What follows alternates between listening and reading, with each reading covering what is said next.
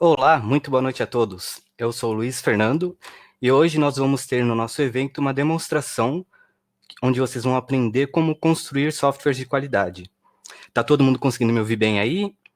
Aproveita para falar aí de onde vocês são, se vocês já trabalham na área, se vocês estão buscando relocação, se vocês já passaram, já participaram de algum evento com a gente, se é a primeira vez de vocês aqui. E aproveitando também o momento para avisar para vocês, a gente está com um convidado especial, não só na apresentação para falar hoje, mas também no chat. O Fábio Araújo, que deu um olá aí para vocês também, ele é professor do curso de qualidade aqui DEBAC. Então, se vocês tiverem alguma dúvida com relação ao curso também, já tem mais uma pessoa para me ajudar a responder vocês aí no chat. Bom, o João participou do evento ontem, legal, João. Tem pessoal de vários lugares, legal. Fortaleza, Ceará. Sejam todos bem-vindos. Vocês já trabalham na área? Vocês estão querendo começar? Estão querendo migrar? Opa, meu slide sumiu? Voltou. Franca, Maringá, Rafaela querendo começar, legal. Bom, durante o evento essa noite, eu vou falar sobre uma oportunidade para vocês. Quem já tiver curioso, apareceu um botãozinho em algum lugar da tela de vocês, mas eu vou dar uns detalhes sobre isso daqui a pouco. Quem já tiver curioso pode já dar uma clicadinha para dar uma xeretada, uma espiada. Começar a fazer bacharelado em sistema de informação, legal. Oh, bacana. Hoje eu tô vendo que o pessoal tá bem animado. Sejam muito bem-vindos. E sim, Lorraine, a live vai estar disponível depois no YouTube da EBAC. Só que quem acompanha a live depois pelo YouTube não vai ter a oportunidade de tirar a dúvida ao vivo, tanto com a Mariana, nossa convidada da noite, quanto também com o professor da EBAC que está aqui no chat com a gente, nosso convidado especial da noite também. Então, beleza. Para quem não conhece a EBAC, antes de eu falar um pouquinho mais sobre a gente, vamos aproveitar e falar sobre uma carreira que está bem promissora e valorizada no mercado. O profissional que trabalha com engenharia de qualidade de software, ele recebe, em média, um salário de R$ 11.000, dependendo da região, pode ser variar para mais, para menos, e qualidade de software é importante desde os primórdios da era do início da programação. Vocês vão entender qual que é a importância desse profissional e o que esse profissional pode oferecer para as empresas como um todo, né, para garantir que não só vai ter um produto de qualidade na hora da entrega, como também evitar que a empresa tenha prejuízos financeiros por causa de um bug gigantesco descoberto de última hora. Mas vamos falar um pouquinho do nosso curso. A EBAC é a Escola Britânica de Artes Criativas e Tecnologia. Ela oferece cursos de graduação, especialização e... Eita, perdão, gente, deu um branco aqui porque eu estava olhando vocês falando no chat, desculpa. Enfim, a EBAC ela oferece cursos de especialização, inicialização e bacharelado nos formatos presencial, online e híbrido. E além de ser uma escola, a EBAC ela não oferece apenas cursos, mas a oportunidade dos nossos alunos de alcançarem o sonho de entrar numa carreira de sucesso na área de trabalho. E justamente por causa disso, os nossos professores são profissionais já de destaque no mercado, e o conteúdo dos nossos cursos ele é focado para a prática do mundo real. Não é aquele conteúdo teórico que depois vocês começam a entender o que vocês escutaram quando vocês vão para o mercado.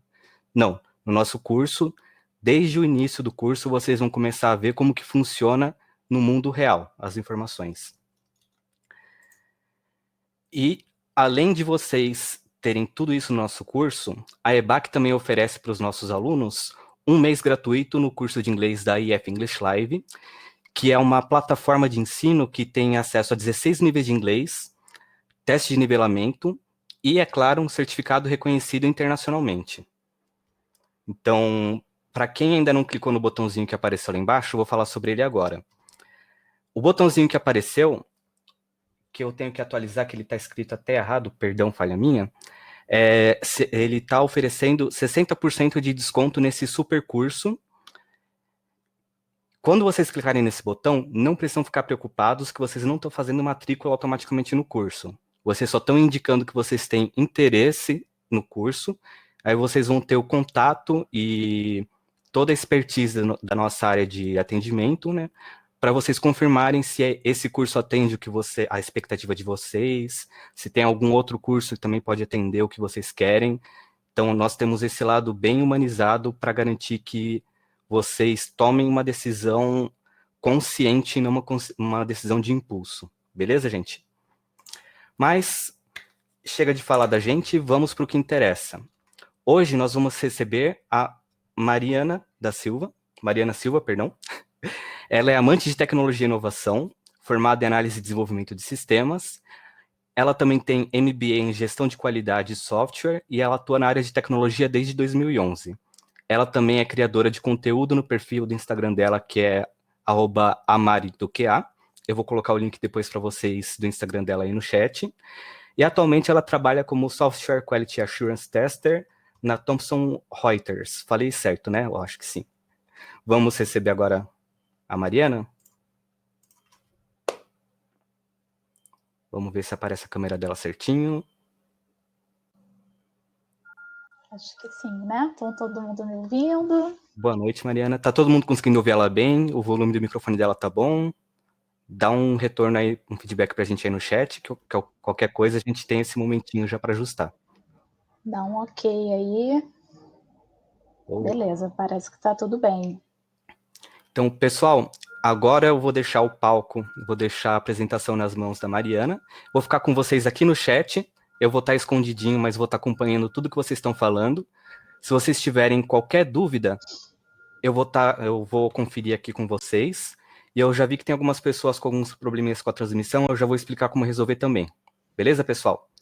Pode ficar à vontade, Mariana. Qualquer coisa pode me chamar que eu volto aqui, tá? Beleza, chamo sim. Então, esse pessoal que tá travado aí, o Fernando vai dar uma ajuda para vocês. Bom, vamos lá. Fazendo a minha autodescrição, né? Eu sou uma mulher preta de cabelos cacheados. Estou usando um óculos na armação vermelha. Estou com uma blusa preta com um cordão prata. Atrás de mim tem um pedaço de um armário branco e do lado left, é que eu tenho dificuldade com direita e esquerda. Esquerda, não sei se vai ser a minha esquerda de vocês, se estiver espelhado, tem uma persiana branca. Bom, como já foi falado aí na minha entrada, né, eu estou na área de tecnologia desde 2011 e comecei no suporte. Foi uma experiência muito, muito, muito preciosa estar no suporte antes de ir para o desenvolvimento, justamente para exercer a parte da visão do cliente, né, da expectativa do cliente. E quando eu entrei no desenvolvimento, eu pude, então, levar comigo essa visão do usuário, que agregou muito para o time. Então, eu vou pedir agora só para trazer meu slide para a tela, se possível. Beleza. Beleza. Agora que eu já estou vendo. E eu iniciei um projeto junto com a Tainara Reis e a Estefânia Silva, que se chama Cacheadas. É um projeto totalmente voltado principalmente para inclusão e diversidade, inclusão das mulheres cis ou trans na área de tecnologia, né? Então, a gente está trabalhando juntas aí. Nós temos os nossos perfis individualmente, mas trabalhamos juntos com Cacheadas no YouTube, fazendo lives. Vamos ter uma live aí para as próximas semanas também muito legal, falando sobre cultura de qualidade e agilidade. Então vai estar bem interessante. Depois vocês vão lá no meu Instagram, que vai ter todas as informações. E eu criei o Mari do QA com o intuito de ajudar as pessoas que estão iniciando na área. Eu comecei em 2011, vai fazer 10 anos agora em julho. Quando eu iniciei, não tinha ninguém assim que poderia me ajudar nesses primeiros passos, né? Falando um pouquinho de hoje, alinhando as nossas expectativas quanto a essa apresentação, Hoje eu vou demonstrar um pouco o Shift Left Testing na prática, como que a gente pode trazer isso para a nossa realidade. Para quem já está na área, talvez vai ser um pouco mais fácil de assimilar, mas para quem não está também, o exemplo é bem tranquilo, bem fácil de entender. Vamos falar em relação à prevenção dos bugs, né? O papel do QA num time ágil ou num time que esteja evoluindo aí para o ágil. O QA nos estágios iniciais do processo, como que funciona, e também dar uma pincelada no assunto DevOps, que é um assunto que está bastante em alta aí, e eu espero que vocês consigam tirar algum proveito desse momento, dessa apresentação. O chat vai estar aberto para as perguntas, então fiquem à vontade que no final ou no momento nós vamos estar respondendo essas perguntas. Fiquem à vontade, pode perguntar, sem problemas. Beleza? Até aqui então, pessoal, que aí agora a gente vai começar de fato. Vamos lá.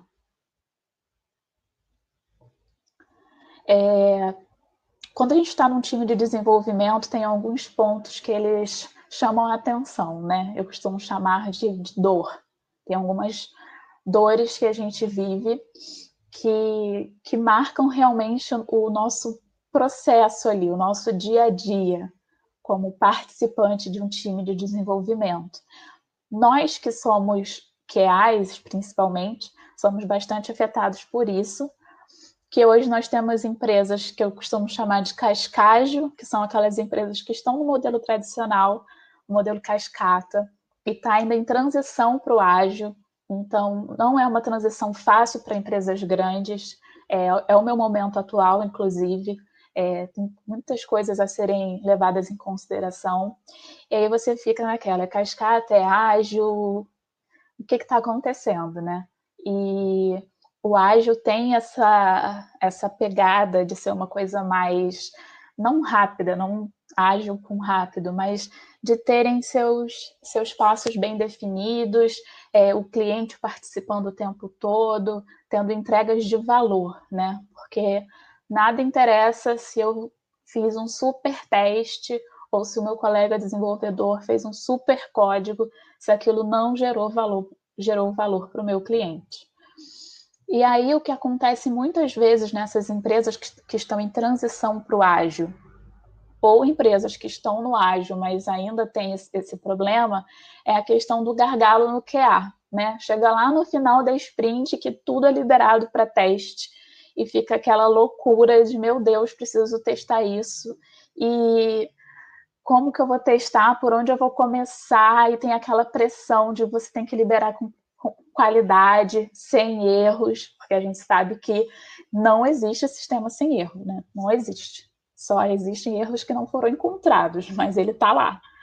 Então fica essa pressão para poder entregar com qualidade, não pode deixar passar nenhum bug, e fica aquela coisa, e também a questão de reduzir os custos de software, porque quando a gente encontra um problema grande lá no final do desenvolvimento, que é justamente quando aparece na esteira para a gente para teste, o custo é muito maior, porque tem todo um retrabalho, tem todo um replanejamento. Então, às vezes, isso gera hora extra para a pessoa fica com a mente cansada. Então, esses pontos, assim, são os que eu já senti na pele nesses 10 anos. Eu trabalhei em 2 empresas, né, de tecnologia até hoje. Uma eu fiquei 8 anos e meio, e a que eu estou atualmente, eu estou quase 2 anos. E então, assim, eu já vi muito isso acontecer em vários momentos assim da minha carreira, né? Então, trazendo essa dor, assim, caso vocês se identifiquem com alguma delas, aí já pode colocar no chat, interagir, falar, eu conheço esse gargalo aí que acontece. Vou trazer um exemplo prático, assim, de uma coisa que acontece com bastante frequência para quem já está na área, e quem não está na área tenta visualizar essa situação, né? Eu estou lá no meu últimos dias de sprint, eu estou lá e encontro um bug. Aí eu vou, reporto para o meu time e falo, olha, a gente está com esse problema aqui. E aí o desenvolvedor vai fazer o debug, né? Vai debugar lá o código todo e tal, e ele descobre que o problema não é com o nosso time. Aquele bug aconteceu porque outro time não estava envolvido e acabou prejudicando aquela demanda que seria liberada. Isso é complicado, né? Nem sei contar quantas vezes isso já aconteceu comigo. E aí, como que a gente pode fazer para melhorar esse cenário em empresas que ou não têm seus processos de testes definidos, ou têm, mas ainda assim tem algum problema ali? Como fazer para melhorar isso? E o Shift Left Testing, ele pode ajudar nesse caso, o que é uma boa notícia, né, para gente, que está aí na expectativa de melhorar. Eu tenho muito isso em mim, de ficar pensando como eu posso melhorar isso aqui na minha empresa, como eu posso ajudar meu time, o que eu preciso fazer, o que eu preciso trazer. Então, como o Shift Left poderia ajudar esse QA, coitado, que achou o bug lá no final. Eu costumo dizer no meu time assim, que tem uma metodologia de teste que se chama Masterchef, né? Deu 6 horas, todo mundo levanta a mão e entrega como tá. E essa metodologia não é legal, mas a gente tem que falar a verdade, né? Porque na teoria tudo é muito lindo, tudo é muito, muito prático, e quando você vai ver, não é nada daquilo, né? Quando você vai entrar mesmo, colocar a mão na massa, não é nada daquilo. Mas beleza, como o Shift Left pode me ajudar? Eu trouxe aqui alguns conceitos básicos do Shift Left Testing, e depois eu vou mostrar nesse cenário como ele pode ser aplicado, tá? Então, um dos pontos principais do Shift Left é trazer o provisionamento do teste. Ah, mas o que é isso? É trazer os testes para o início do desenvolvimento, permitindo que a gente olhe para frente e faça essa provisão do que vai ser testado. E com isso a gente vai ter mais qualidade e mais eficiência. O Shift Left é uma técnica assim, do ágil, né? Então, supondo que você está lá na sua reunião de planning, junto com o PO, junto com o seu time, e aí o PO traz as demandas do backlog.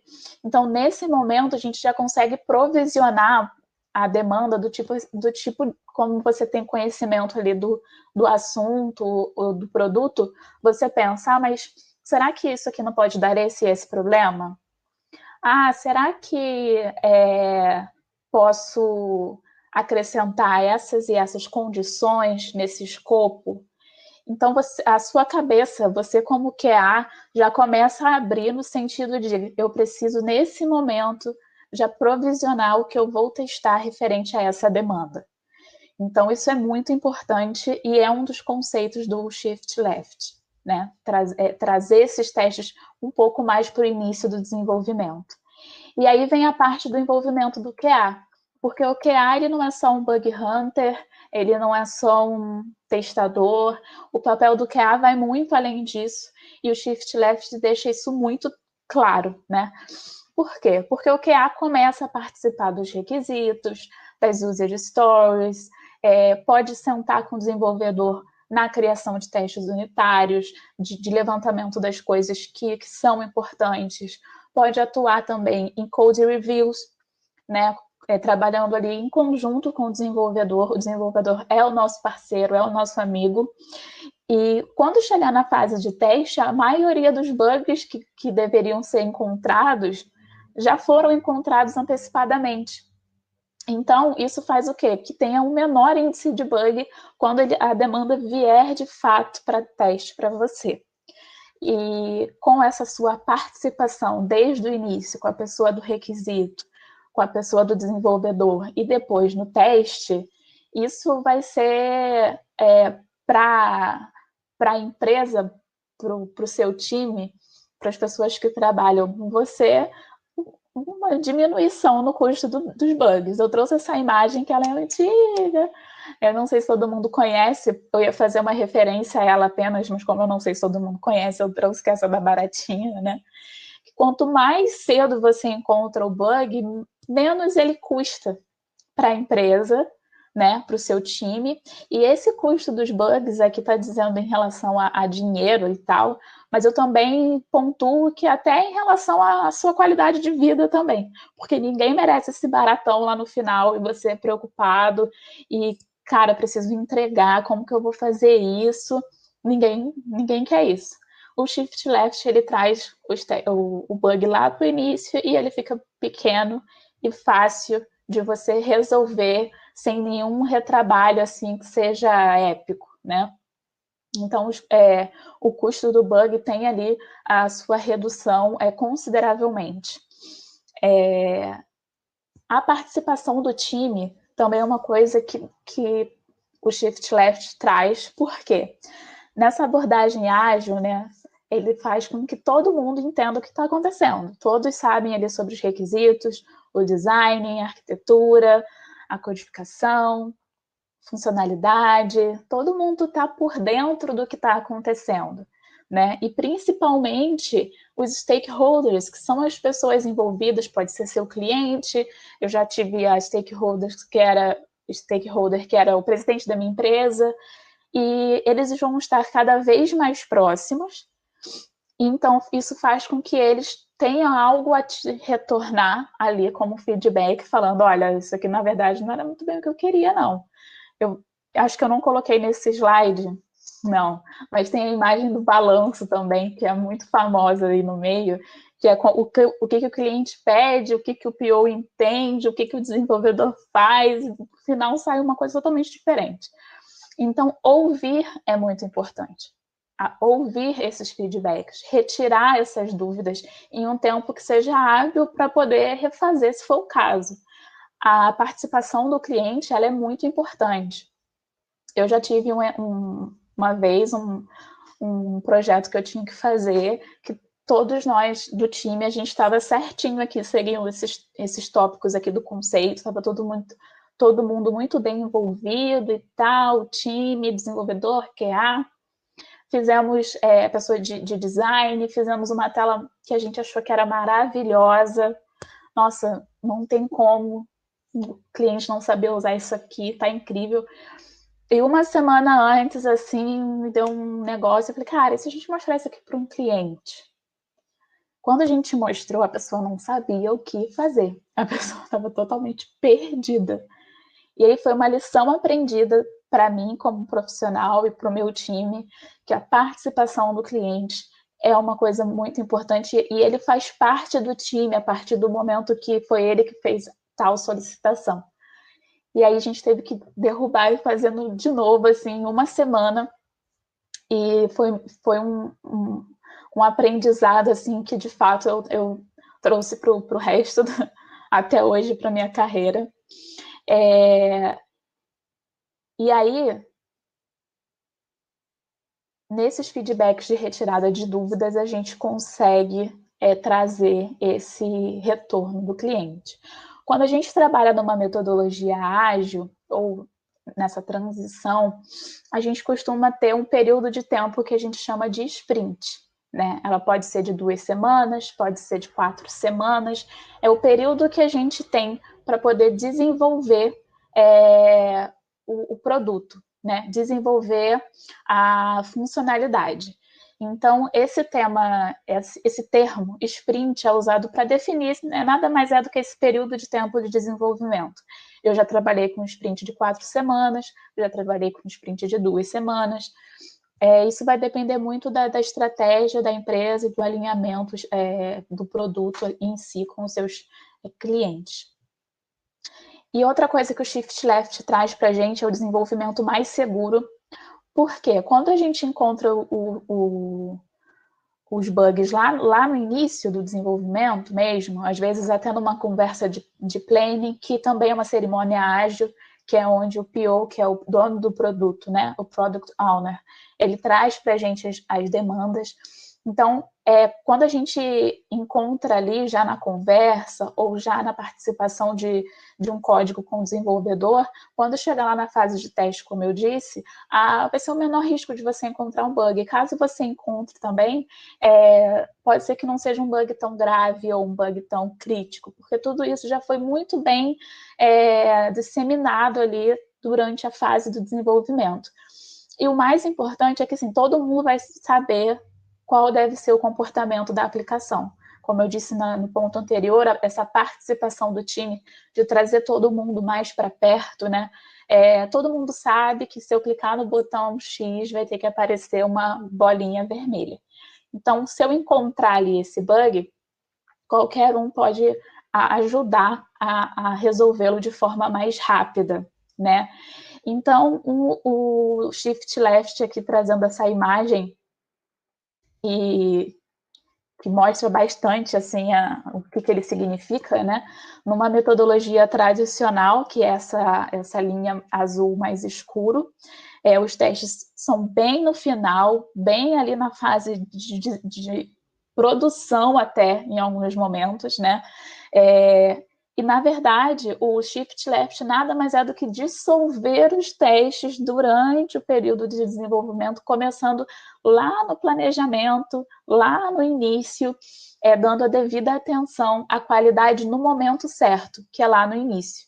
Né? Lá no final, não é que eu não vou estar preocupado com a qualidade, mas eu já sanei todas as possibilidades lá no início, então chega lá no final eu posso ficar mais tranquilo em relação à qualidade, porque eu sei que o meu desenvolvimento foi feito de forma mais segura, né, e mais consistente. Então, essa imagem é bem representativa mesmo do que eu estou falando. Botei até aqui em cima de onde eu peguei ela. E um ponto importante também que foi feito um estudo e 85% dos bugs são inseridos na fase de codificação. Então, quando a gente traz aqui para desenvolvimento e build, né, essa parte de testar, de ter um teste unitário, ou de você sentar com o desenvolvedor e ter um code review, ou de você ali já estar rodando seus testes de regressão à medida que as demandas estão sendo aplicadas. Esses 85% são reduzidos assim drasticamente. Então, como eu vou aplicar o Shift Left naquele meu cenário que eu apresentei lá no início, né? Quem lembra? Aquele bug que o QA achou lá no finalzinho, o desenvolvedor ele foi olhar, ele viu que era de outro time. Gente, que loucura. Como que isso pode ajudar na prática, né? Agora eu quero saber como que eu vou aplicar isso. E o mais importante, a gente pode ver 1000 palestras sobre o Shift Left. Se a gente não aplicar no nosso dia a dia, de nada adianta se a gente já está na área, né? E se a gente não está na área, quando entrarmos na área, a gente já pode vir com essa ideia de inovação. Então, passando aqui, como que eu aplicaria o Shift Left naquele conceito ali? Primeiro eu ia pegar o meu time, né? Eu ia mostrar para ele, conversar com o meu time antecipadamente em relação aos cenários de testes, às possíveis coisas que podem vir a ocorrer com aquela demanda, para que serve aquela funcionalidade, né? E essas reuniões não precisa ser necessariamente numa cerimônia ágil, pode ser uma reunião fora mesmo da equipe, e incluir todos mesmo, do desenvolvedor ao gerente do produto, trazer todo mundo, analista de negócios, mostrar aquilo ali, mapear, envolver o outro time que você sabe que pode ter uma influência ali, porque ele vai ter o outro time vai ter um conhecimento mais amplo do problema antes mesmo de você começar a escrever o código. Então, ali já vai te dar uma amplitude e ali você já pode planejar e implementar os testes, sejam eles automatizados ou não. Se não forem automatizados, você já pode preparar a sua base de dados para receber aquela funcionalidade.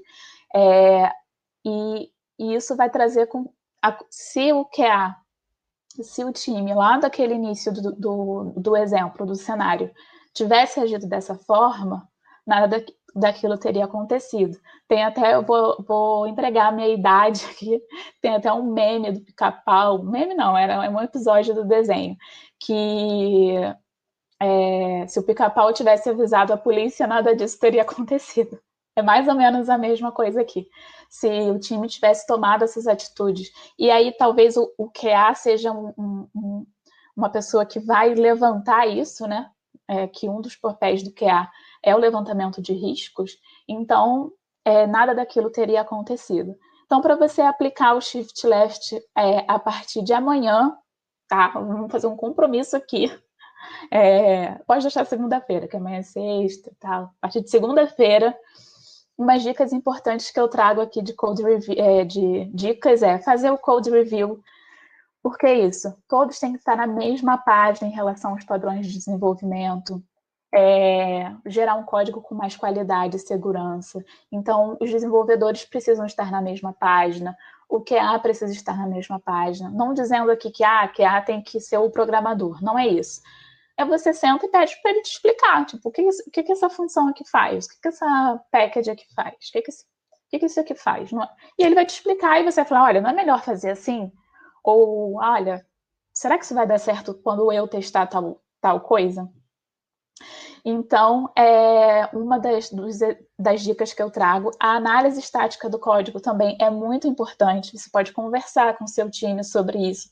Qual a melhor ferramenta que você pode fazer essa análise estática? Eu uso o SonarQube, por exemplo. Ele olha lá o código e me traz a análise estática, é isso, né? O código está lá pronto, ele passa lá e me mostra o que não está coerente, o que não está seguindo uma boa prática. Então, é muito importante a questão de escrever testes unitários. Quem conhece a pirâmide de teste, né, sabe que o teste unitário fica na base da pirâmide. Essa pirâmide de teste ela é composta pelos testes unitários, os testes de integração, e no topo da pirâmide são os testes de user interface, os testes de regressão, os testes manuais. Então, são testes que deveriam ser menores. E na base da pirâmide são os testes que tem que ter mais, né? Porque eles são mais rápidos e mais seguros, mais assertivos, vamos dizer assim, porque ele pega pequenas partes do código e testa se ele está funcionando. Aí, por exemplo, eu tenho uma tela de login, o campo para botar o nome. Eu vou automatizo só aquilo ali. Beleza, está funcionando. O campo para botar a senha, testa só aquilo ali. Beleza, está funcionando. Aí vai para a parte de cima, que é o teste de integração. Deixa eu ver se o nome e a senha estão funcionando juntos. Beleza, estão funcionando juntos.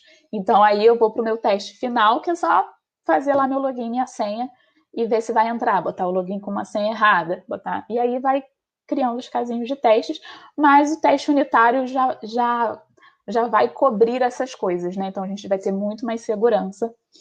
E automatizar as coisas, eu acho que o mais importante hoje, assim, se fala muito em automação. Para você que ainda não está na área, eu sei que muitas vagas pedem automação.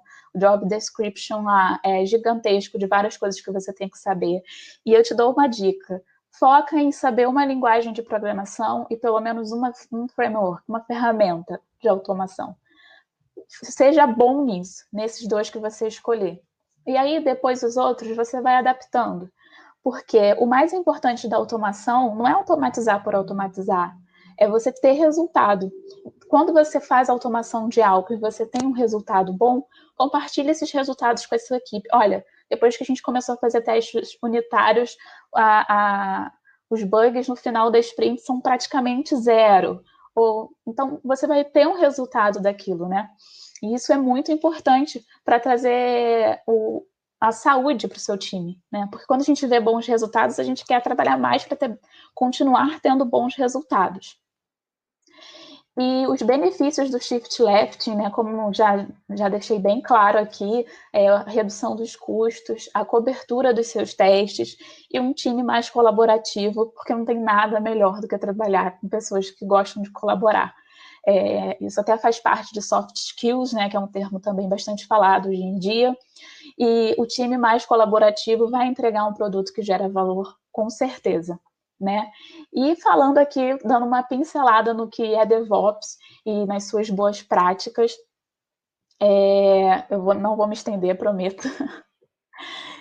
Lá no início mesmo, a lógica para poder construir um software parecia que era mesmo um modelo fábrica, assim, de desenvolvimento, né? Vinha lá, requisito, projeto, era tudo muito segregado, né? Vamos dizer assim. E aí, essa construção do modelo cascata trazia o quê? Alterações constantes no requisito. Chegava lá no final, o cliente não estava entendendo nada. E isso é um problema, né? Porque você imagina o custo depois que você entregou o negócio todo pronto lá, não era o que o cliente queria. E então veio esse conceito do DevOps, que é a união do time de desenvolvimento com o time de infraestrutura, essa integração. Se você procurar na internet, você vai ver muito aquele símbolozinho do infinito, né? Porque ele junta o que tem entrega de valor com uma estabilização de ambiente. Isso é muito legal, porque às vezes, quando a gente está trabalhando com aplicações web, tá tudo pronto, mas o pessoal lá da infra não conseguiu subir o ambiente. Então, é esse trabalho junto e contínuo, né? Essa colaboração e entrega contínua, você consegue fazer o gerenciamento de atualização e manutenção de uma forma muito mais rápida, tem um controle do versionamento de uma forma muito mais segura, né? E um monitoramento do ambiente e feedbacks contínuos, porque a gente vai estar todo mundo ali integrado, quem é de infra, quem é do desenvolvimento, e isso traz muita qualidade para o produto.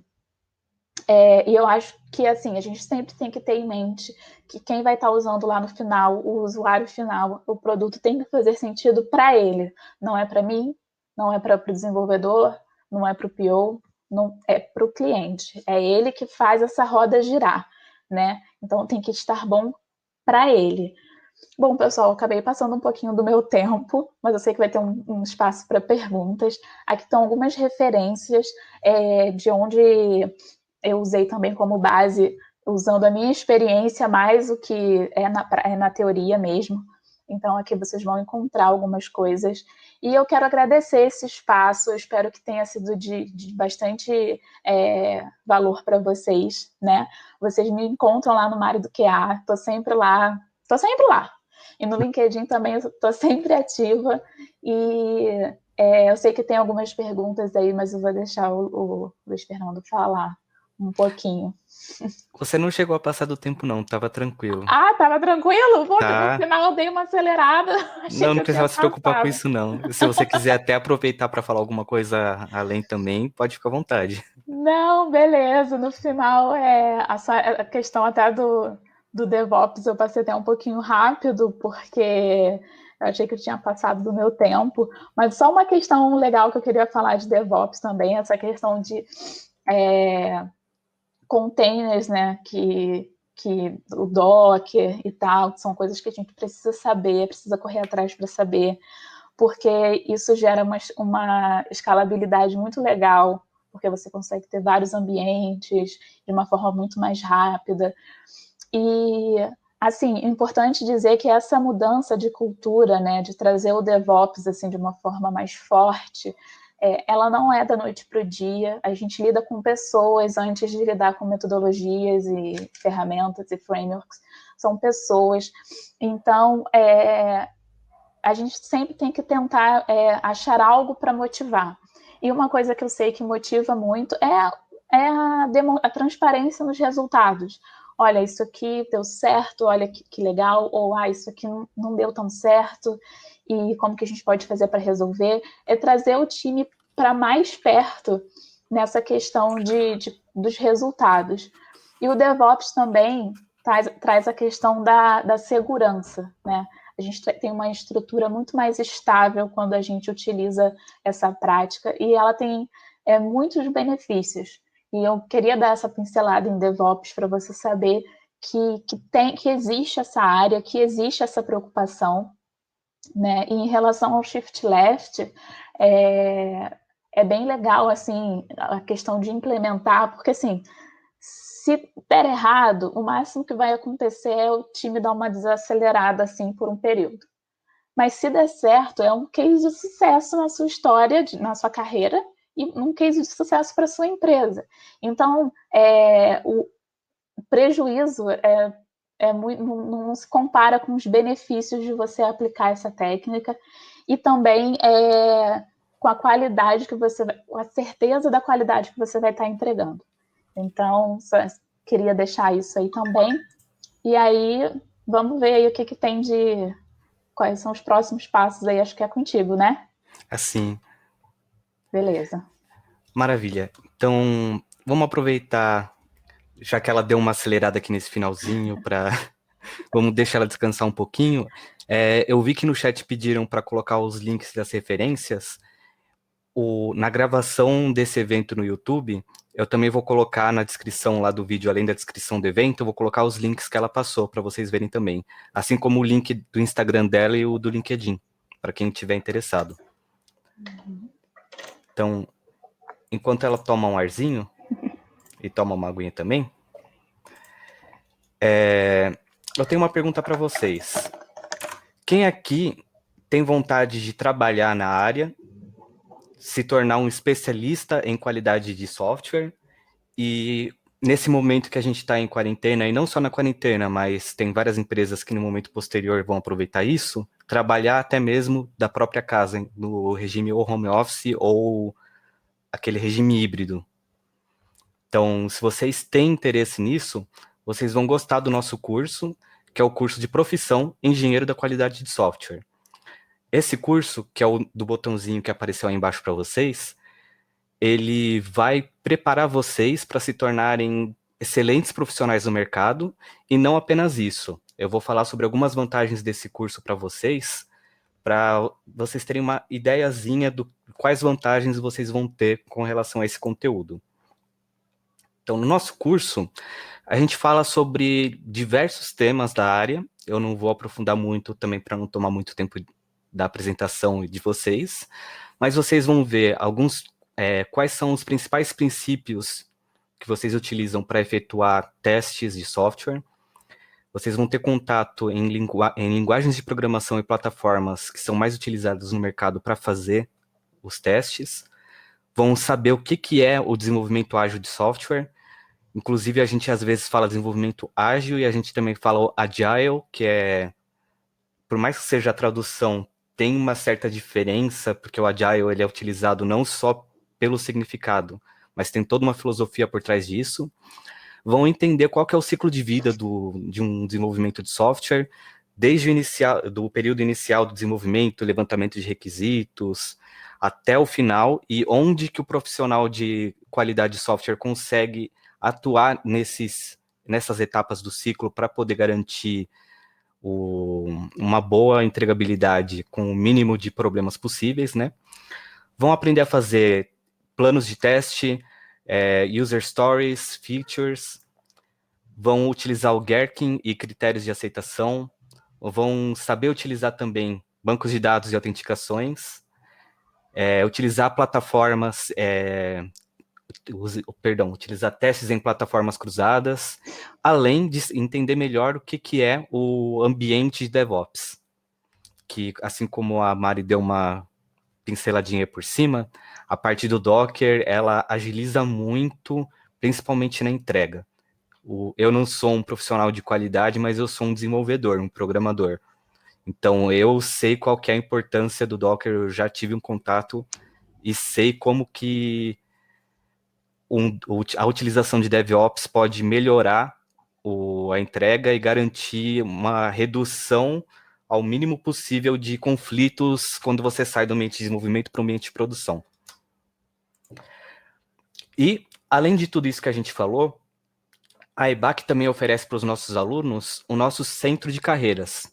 Através do centro de carreiras, nós oferecemos uma assistência para os nossos alunos para eles elaborarem o portfólio com relação ao conteúdo que vocês vão desenvolver no curso. Vai dar para construir um portfólio bem interessante para o mercado.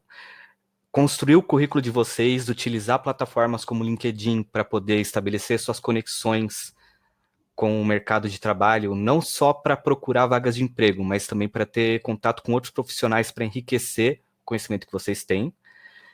Além de tudo isso, nossos consultores, eles também preparam vocês para uma entrevista de emprego. Antes de vocês colocarem o currículo de vocês para uma empresa, vocês vão poder fazer como se fosse um mini treinamentozinho. Nossos consultores, eles fazem esse atendimento individual com vocês. E nós também ficamos de olho no mercado de trabalho, a gente seleciona algumas vagas e apresentamos essas vagas para os nossos alunos quando eles já estão próximos à conclusão do curso. Além de tudo isso, nós também temos aquele 1 mês grátis no nosso curso de inglês da IF English Live. Para quem já trabalha na área, sabe qual que é a importância do curso de inglês, não só para quem pretende trabalhar no exterior, mas para entender as linguagens de programação, que a linguagem de programação nada mais é do que você conversar em inglês com o computador para passar instruções para ele. Além de também ter aquela facilidade de encontrar, quando sai alguma funcionalidade nova, alguma metodologia nova, a documentação costuma sair primeiro em inglês. Então, quem já sabe o inglês tem essa vantagenzinha aí, já sai na frente na hora de coletar as informações. Então, para quem não clicou, tá o botãozinho em destaque em algum lugar aí da tela de vocês. Quem está no computador, talvez no cantinho inferior esquerdo. Quem está no celular, talvez tenha que dar um toquezinho na tela para ver se aparece. E relembrando, quando vocês clicarem nesse botão, vocês não estão fazendo a matrícula automática. Vocês estão indicando que vocês têm interesse nesse desconto. E para quem já clicou, viu que tem um timerzinho que esse desconto ele vai durar por um tempinho limitado. Então, aproveitem já. Para quem quer saber como que funciona a metodologia de estudo na EBAC, eu vou dar uma faladinha sobre isso agora. Vocês vão assistir videoaulas. Os nossos cursos, eles são feitos nesse momento, né? O curso é online. Os vídeos são liberados conforme a progressão do aluno. As atividades também são entregues utilizando plataformas de compartilhamento online. E, além de tudo isso, não é só mais um curso que vocês assistem um vídeo, entregam atividade e vão progredindo. Nós também temos nossa equipe de tutores que fazem feedbacks individualizados para os nossos alunos. Além de nós termos os nossos professores que são profissionais extremamente competentes no mercado, nós também temos uma equipe de tutores altamente qualificada para ter esse contato individualizado com cada um de nossos alunos. E, conforme vai passando o curso, as atividades que vocês vão produzindo podem, com certeza, serem utilizadas como um conteúdo extra para enriquecer o portfólio de vocês. Vocês vão sair com um portfólio bem rico, além de ganhar o certificado da EBAC. Então, para quem não aproveitou aí o botãozinho, ele está em destaque em algum cantinho da tela de vocês. Aproveitem, porque ele é por tempo limitado. E antes da gente começar a abrir o nosso momento aqui para perguntas, eu já vou soltar um spoilerzinho do que vai acontecer semana que vem. Eu acho que ainda não está nem aberto para fazer a matrícula o cadastro do webinar, mas já vou dar um spoilerzinho para vocês. Semana que vem, na terça, quarta e quinta, nós vamos ter um workshop intensivo de 3 dias sobre técnicas de programação utilizando Java. Para quem ainda não tem contato com essa linguagem, que tem vários profissionais,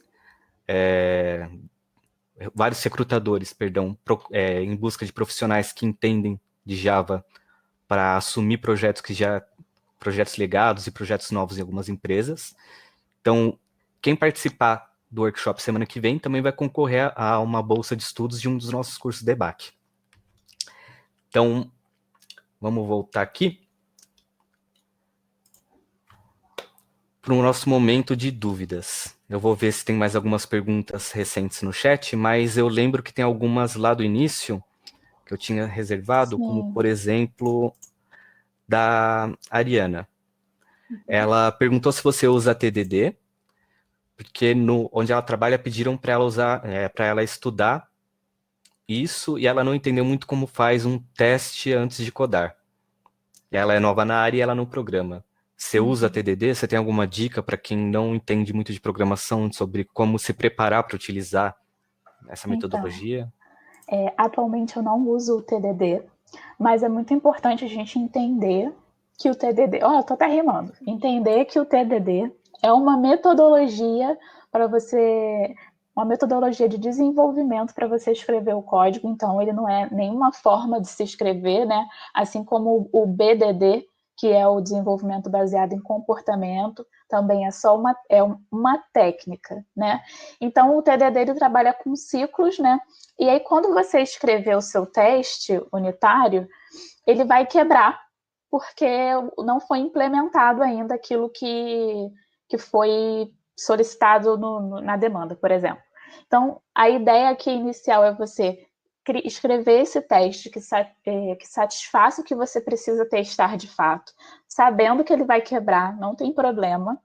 E aí, quando o código for escrito e subir lá para o ambiente que você pode testar, aí você vai ter o teste para você executar novamente e ali você vai ver se vai passar ou não, ou se está quebrando em algum ponto.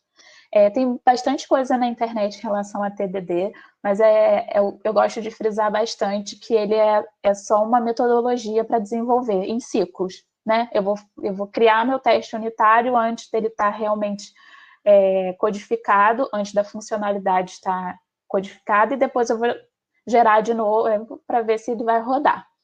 Então, não uso atualmente, mas eu te dou essa dica de entender que é um teste por ciclos, é bem tranquilo. O TDD às vezes assusta por ter esse nome, mas ele é só uma ideia para você trabalhar em ciclos, né? Então, seria mais ou menos isso aí que eu teria de dica para te dar. Normalmente, o TDD não é tão complicado de você preparar. Uhum.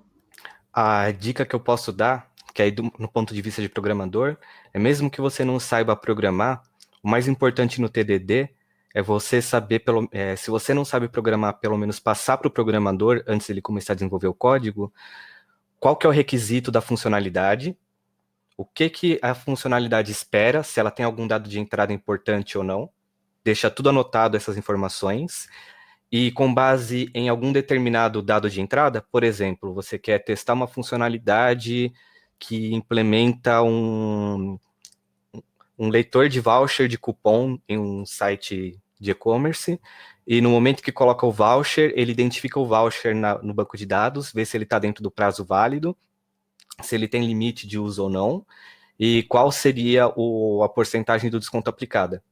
Ou seja, se você sabe que a entrada é um voucher e ele vai estar armazenado em algum lugar, você fala, o valor de entrada é um texto X, que vai estar armazenado no lugar Y, e o retorno é quando você aplicar ele, ele vai retornar um valor Z, um valor qualquer, não vamos falar valor específico, mas ele vai retornar um valor, esse valor em específico, quando entrar com esse texto.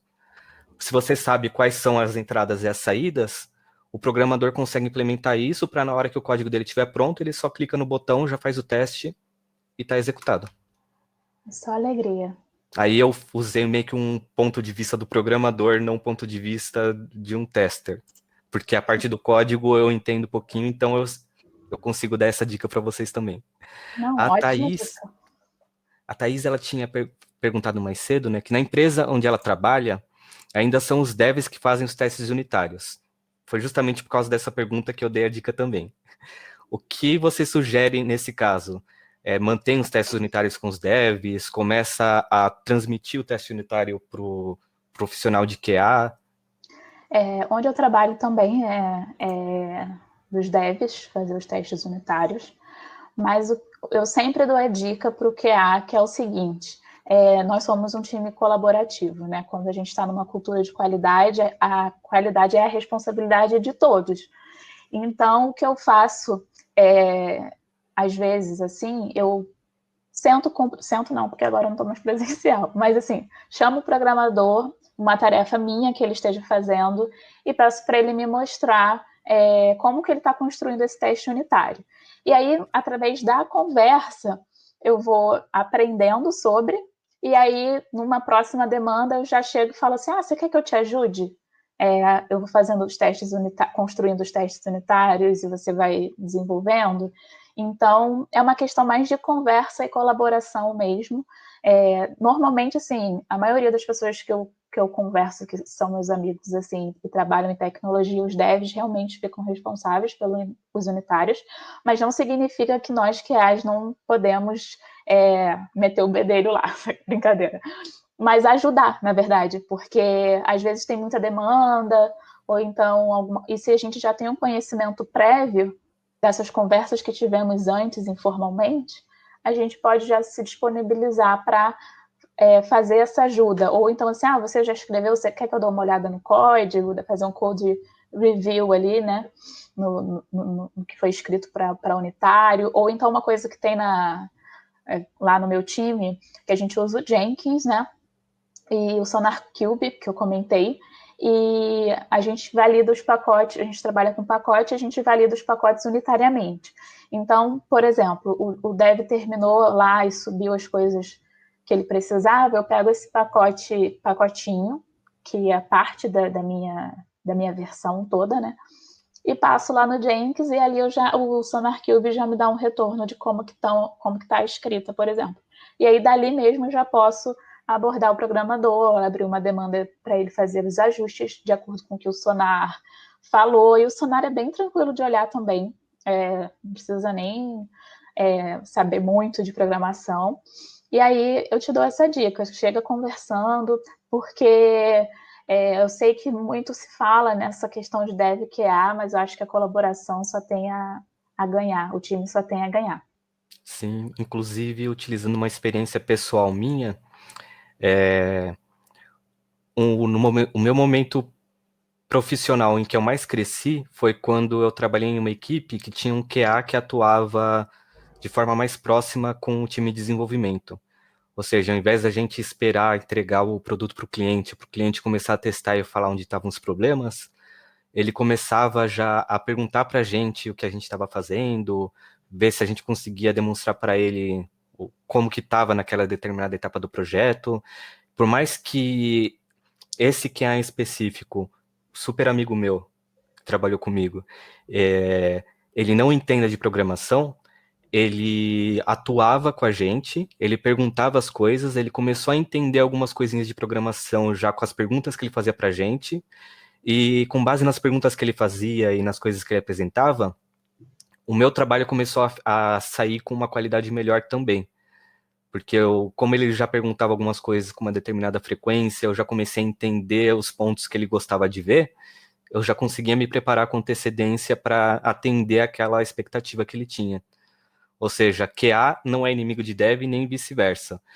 As melhores empresas, os melhores times são quando as pessoas conseguem ter essa comunicação mais humana. O pessoal consegue entender que não é uma competição interna dentro da empresa, mas sim um trabalho colaborativo para ter uma qualidade de entrega melhor e uma vida melhor também para todo mundo. Se você não precisa ficar correndo para corrigir os bugs no fim do projeto, como ponto de vista do programador, se começa a aparecer um monte de bug no fim para você resolver, você tem que se desdobrar em mil para atender essa demanda. E conforme você vai fazendo correção no código, podem surgir outros bugs que sobrecarrega a equipe de QA também. Por isso que esse trabalho colaborativo, essa colaboração, essa junção, vamos dizer assim, se dar as mãos das duas áreas, facilita a vida de todo mundo. Você vai dormir mais tranquilo, não precisa ficar desesperado no fim do projeto e já se prepara para a próxima demanda que a empresa vai passar para a sua equipe. Eu acho que todo mundo só tem a ganhar com esse comportamento.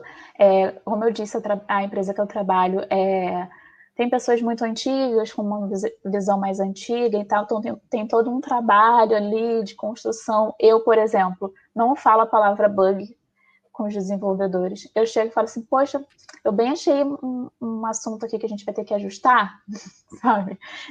Olha, achei um bug seu aqui. Não, eu não tenho... Já tive, tá? Eu já fui essa pessoa, mas 10 anos passaram, né? Alguma coisa eu tinha que aprender. E então, ter essa linguagem mais tranquila, sem ser aquela coisa de vir com acusação, assim, de tipo, achei um bug seu, não sei o que. Não, pô, tem um ajuste aqui, vamos conversar sobre.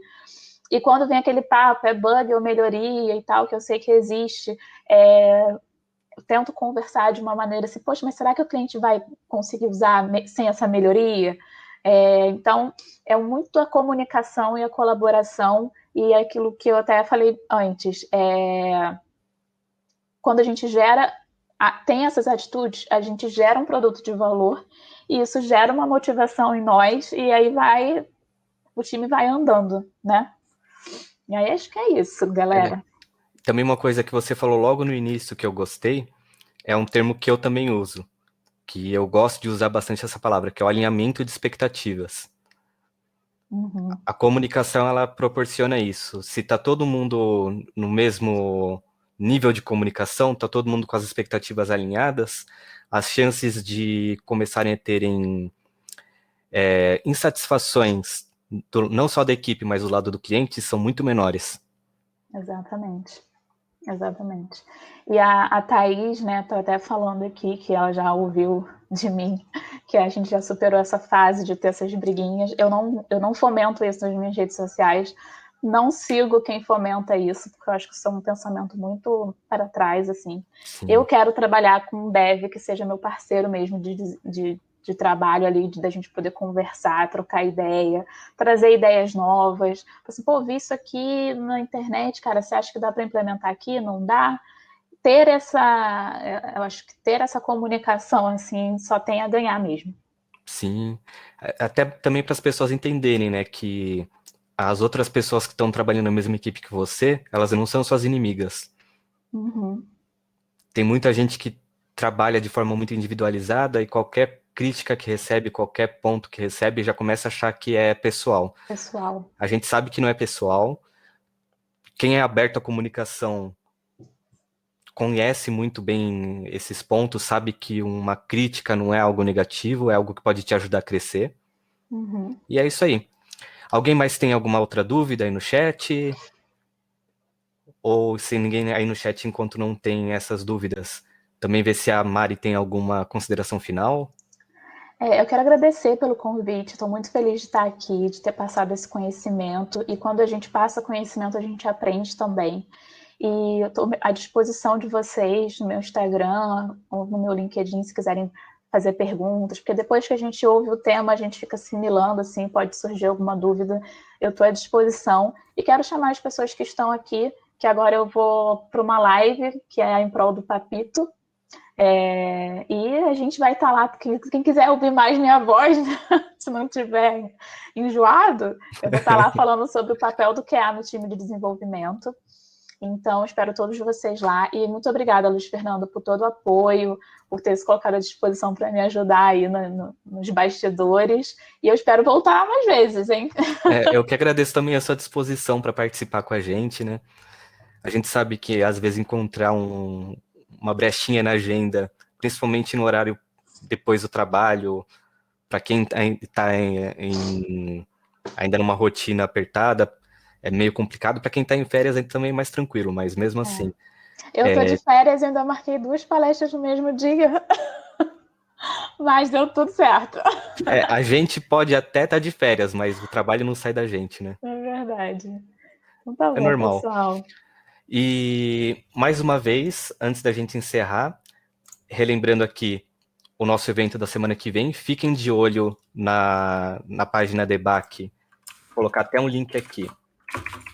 Todos os nossos eventos, os eventos que já passaram, os eventos futuros, podem ser encontrados nesse linkzinho, ebaconline.com.br/webinars. Se vocês quiserem saber um pouquinho mais também sobre a área, nós temos o blog da EBAC, onde a gente periodicamente coloca assuntos não só relacionados a QA, mas também relacionados a dados, a back-end, front-end, a todos os cursos que nós temos na EBAC. Como eu tinha comentado, esse vídeo ele vai estar disponível no nosso canal do YouTube, que eu estou colocando o link para vocês aqui agora. E se vocês tiverem qualquer dúvida, qualquer sugestão,